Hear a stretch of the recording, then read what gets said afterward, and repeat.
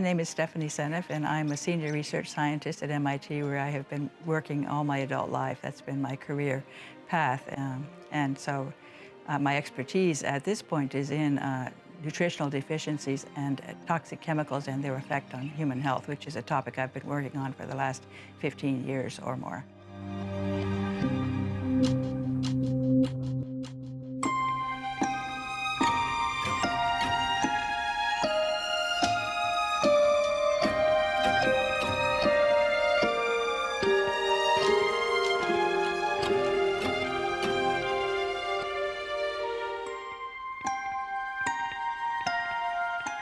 Well, it's interesting that when I first started studying autism, I didn't know anything about glyphosate, and I discovered the work of Rosemary Waring, who was an expert. She had been treating autistic kids, and she had identified that the autistic kids had a problem with sulfate.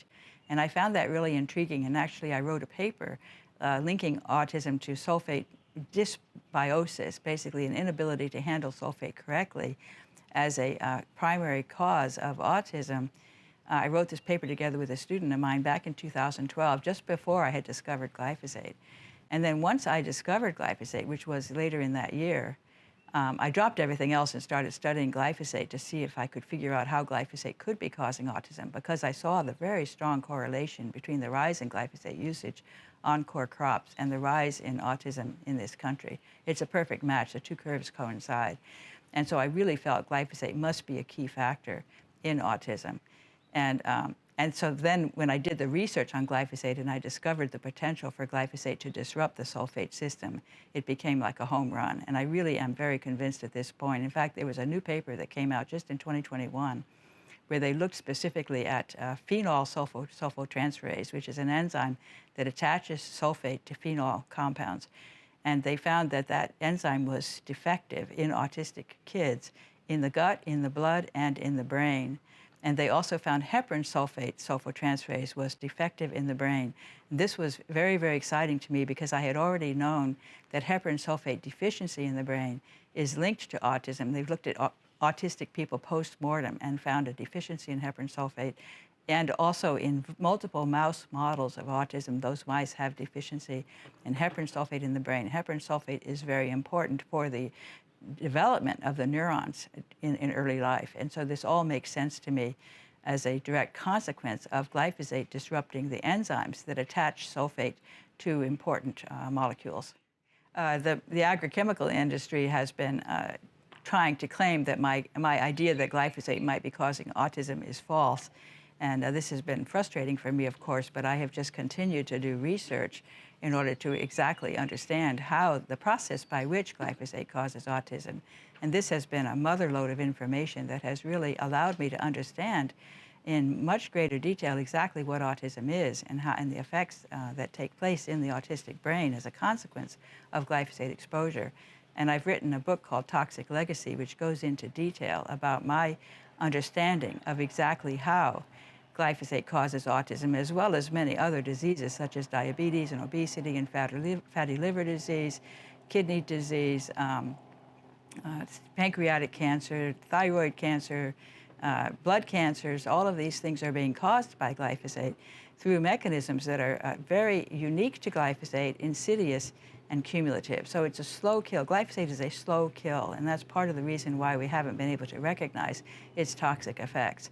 And most people in the country believe that glyphosate is a very safe chemical because the government says it's safe. And the government says it's safe because they have been misled by the industry. And I think by virtue of not doing adequate testing over the long-term testing of the effects of glyphosate is missing. And that's how we've been able to not notice its effects. It's frustrating for me that when people find that the rates are going up every year, and then the excuse is that we're just diagnosing it more, that we have better methods to diagnose it, and so more people are being identified as autistic that are missed where would have been missed in the past. And I really feel very upset that this is a way to excuse the problem and to pretend that we don't have a problem. It's very frustrating for me that people are not confronting, especially the government is not confronting the problem. It does not seem to be even wanting to spend a lot of money trying to figure out what in the environment might be causing the problem. Well, so COVID-19 has really taken the world by storm over the last couple of years, and it has been quite a thing to watch. And I, of course, was among many people who were just struggling to understand what was going on. Was there an agenda behind this, the whole program of how we're dealing with this new virus that has appeared and across the world, causing people to get sick, and then not understanding how to treat it, and all of this confusion about the approach to the problem that we face with this epidemic. And my impression is that the pharmaceutical industry played a critical role in preventing us from actually dealing with COVID in an appropriate way. And I have many friends who are medical people, particularly alternative medicine specialists, who have found great success in treating COVID-19 with nutritional supplements. And so I think in many cases, the person who gets sick from COVID is someone who has nutritional deficiencies and toxic exposures such as glyphosate. So the government should have been telling us to eat healthy food and to stay away from toxic chemicals, make sure we get plenty of micronutrients and get out in the sunlight, because vitamin D deficiency has been clearly linked to bad outcomes with COVID. And so the government did none of that. They never said a word about anything of that sort. And instead, they were just obsessed on the idea that we need to get a vaccine. And I think that that was also an agenda they had this messenger RNA technology that they had been trying to develop for many years. And every time they got to the point of trials, that it failed. This technology failed due to side effects. And so they really felt that this was a tremendous opportunity to make money if they could just get it past that hurdle of getting it approved for use. And so they took advantage of this COVID-19 and instilling tremendous fear in the population, such that people were very eager to accept this vaccine, despite grossly inadequate testing of it, and for people and in fact, for it to be mandated, which is absolutely extraordinary, to force people to take this vaccine against their will in order to be able to keep their job. I was just completely astonished that this took place, that all of this unfolded before my eyes.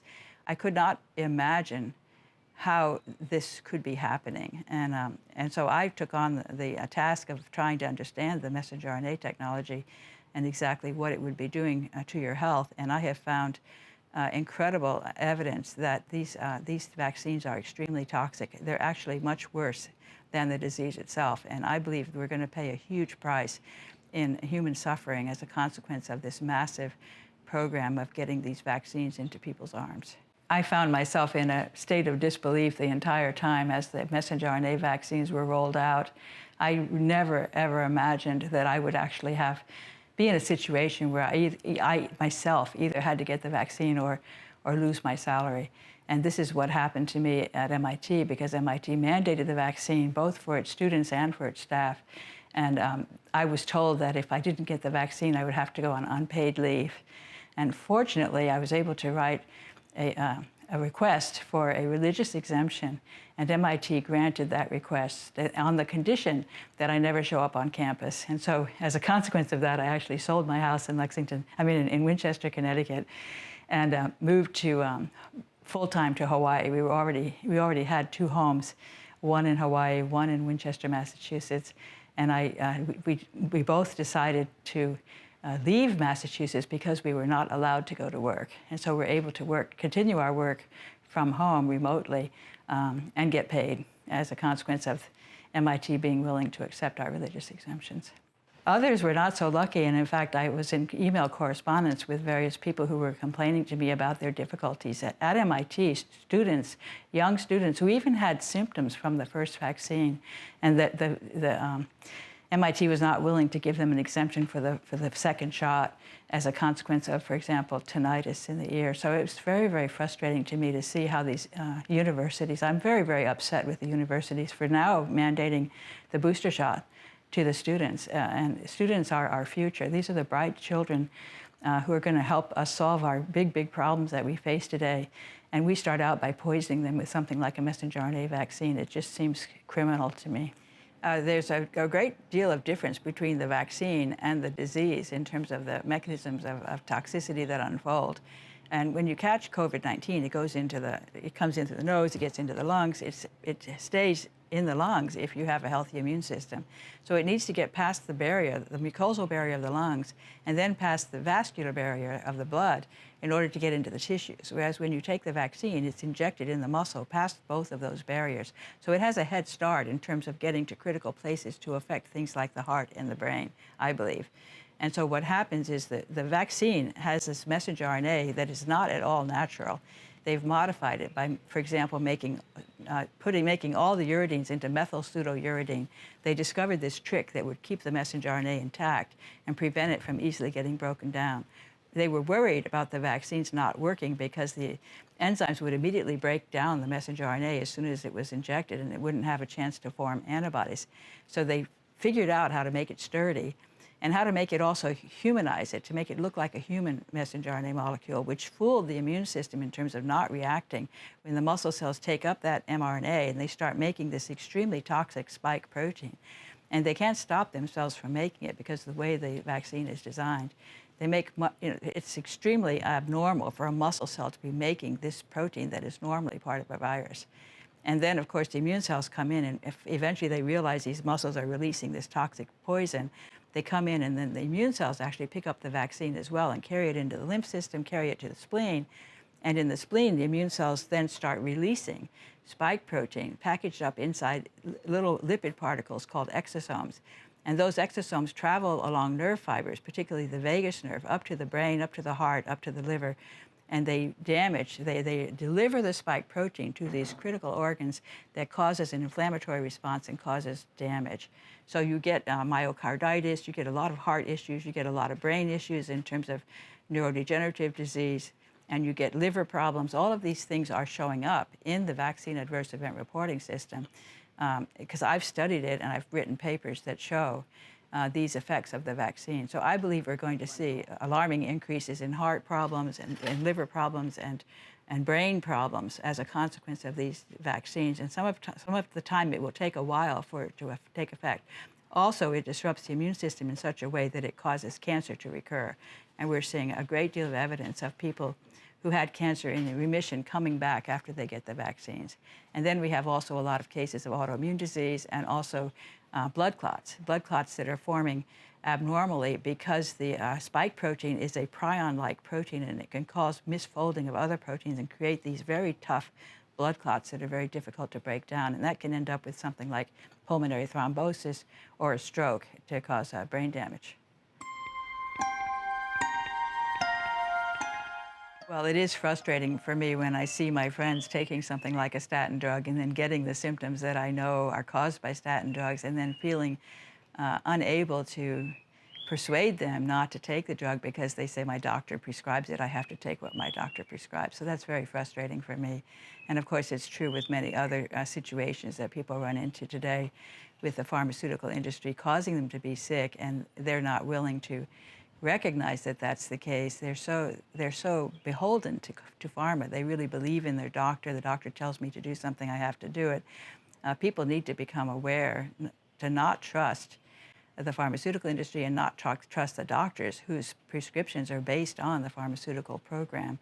And so to step outside of that industry and to take your health into your own hands and to focus on eating healthy food, I think is primary, absolutely number one. Eat healthy food, get out in the sunlight. The sunlight is very healing and provides so much beyond vitamin D that people don't realize. So my program for health is just to buy certified organic food, whole foods, foods that are rich in micronutrients, garlic and onions and spices, herbs and spices, really enrich your food with flavors. All of these things are not there just to make it taste good. They actually provide very important nutrition that can keep your cells healthy. And so that's the way. Path to good health does not include pharmaceutical drugs. The statin industry by itself is a multi-billion-dollar industry, and so the pharmaceutical industry is delighted to make sure that people are in fear of high cholesterol, and they're willing to take this drug every day for their entire life with the false belief that they're actually reducing their risk to heart disease. And the problem with the statin drugs, and I have studied them actually in detail, by looking at data, drug side effect data produced by the United States government, and I've published papers about this, and there is an incredible list of side effects that statin drugs cause. that can be very debilitating in terms of muscle pain, muscle weakness, brain disorders, Parkinson's disease, cancers. All of these things become more prevalent, you become more likely to get these problems when you take a statin drug. So the chemical industry has a great system in which they produce a lot of toxic chemicals that go into the food industry in terms of the pesticides, the insecticides, the fungicides, the herbicides, all of these chemicals, and even the synthetic phosphate fertilizers that go into the food industry, making the food sick. You eat the sick food, the people get sick. The people have symptoms, and then the pharmaceutical industry comes in and prescribes drugs to treat the symptoms, but it doesn't get at the underlying root cause. And so then you get additional side effects from those drugs that then they say, well, here's another drug you can take to deal with those side effects. And you get an incredible cascade at the point where many people are taking 20 or 30 different pharmaceutical drugs to treat all these different conditions that they're suffering from as a consequence of that entire system, which works tremendously well to increase the wealth of the pharmaceutical industry.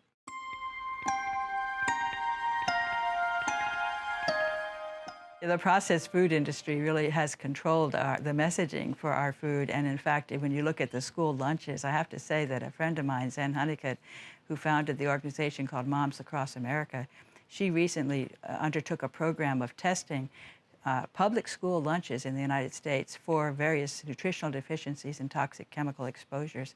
And she found that over 95% of the samples were contaminated with glyphosate, some at very high levels. And there were also nutritional deficiencies and other chemicals in the food. If the government would just take on the project of making sure school lunches are healthy, we would probably see a vast improvement in the health of the children in this country. I think one of the reasons why the governments are not addressing this problem is because of the influence of the pharmaceutical industry on the governments. They provide enormous amounts of funds to the governments, and the governments are then beholden to them. And the pharmaceutical industry is very happy to see us sick because then they can prescribe all of these expensive drugs, the patented drugs that they're so fond of, that is filling their pockets with money at the expense of our health. And it turns out the pharmaceutical industry and the agrochemical industry are the same thing. For example, Bayer, which is a pharmaceutical company, recently bought Monsanto, which is the company that makes glyphosate.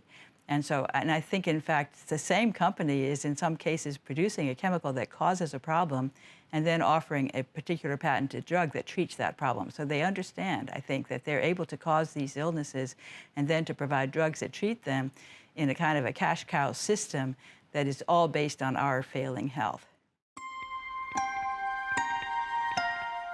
Well, the pharmaceutical industry has great control over the media, and so when something is published that is favorable to pharma, the media pick up on it and they make sure that everybody knows about it. But if something is published that's not favorable to pharma, the media is silent on it because they are so controlled by pharmaceutical industry. We need for the population at large to wake up and to realize that the pharmaceutical industry does not have their best interests at heart. And so people need to become aware of the problem, first of all, and then to become aware of a potential solution, which involves making sure that when you buy food, you buy certified organic food, you buy natural foods rather than processed foods. You make sure your family is well fed, and then you are very suspicious of any pharmaceutical drug that is prescribed. You want to actually, there's tremendous resources on the web to look up and to find out what are the side effects of this drug that my doctor is telling me I need to take. Do I really want to take this drug? To question what the doctor is telling you to do to treat the illnesses that you have, and to really be to take your health into your own hands by virtue of educating yourself on the need for these nutrients and and the healthy foods that are not full of toxic chemicals. I'm hoping that I will never be diagnosed with cancer because I eat a very healthy diet. I always buy certified organic food. We make food from scratch, from whole foods, rather than buying processed food. So I believe this is what has kept me healthy for my entire lifespan. And I rarely get sick, and I don't go to the doctor. I avoid doctors, particularly doctors that are, traditional doctors, because I don't believe in that entire system. If I were to be diagnosed with cancer, I would reject the entire, I believe that I would reject the entire system that would be offered to me by the pharmaceutical industry, because I do not believe in taking a toxic, chemotherapy. All the chemotherapy that people take to try to kill the cancer also kills their own cells. Particularly the immune cells are very sensitive to many of these drugs. And you're going to hurt your immune system so badly that you're going to catch something else. And so you may not, even if you don't die of the cancer, you'll die of a thrombosis or some other problem that the chemical has introduced into your body as a consequence of trying to kill your cancer. My husband and I were so fortunate to be able to have a home in Kauai. It's such a beautiful island, breathtaking views at every corner, very low traffic, a small population, and gorgeous scenery everywhere with so much lush, beautiful vegetation. The things grow so easily here because we have the volcanic soil, and volcanic rock has a lot of sulfur. You get really healthy water, so the water supply is really, really good.